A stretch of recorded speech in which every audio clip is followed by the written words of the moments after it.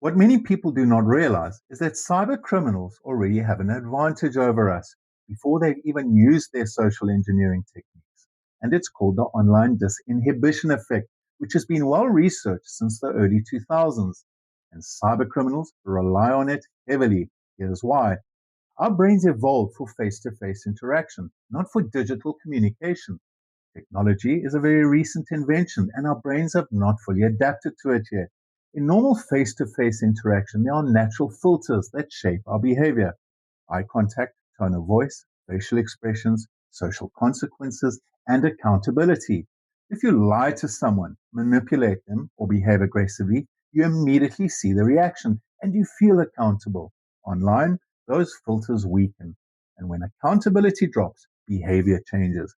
People say things online they would never say in person. They become more aggressive, more impulsive, more emotionally reactive. You only have to look at social media comments to see how this plays out. But it also works another way. People become more trusting, more open, and more willing to share personal information. Why? Because online interaction can feel psychologically distant.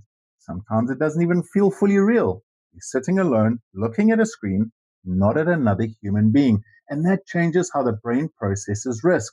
We lower our guard, we respond faster, overshare more easily, trust too quickly, and reveal information before this trust is earned. Now, for the same reason, cyber criminals have a second advantage. While we become less cautious online, they can hide behind fake profiles, fake email addresses, fake voices, and fake identities. No eye contact, no social pressure, no immediate consequences. And that distance makes deception easier. This combination is dangerous. The victim becomes more open and the attacker feels less responsible.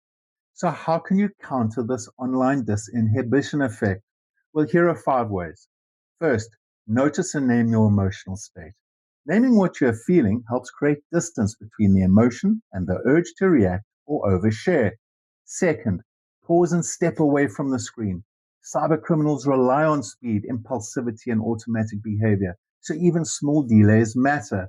Stepping away from the screen for 2 minutes before responding will help change your behavior. Third, move important conversations offline. Anything involving bank details, payments, or sensitive information should involve as much human interaction as possible: a phone call, a video call, or even face to face.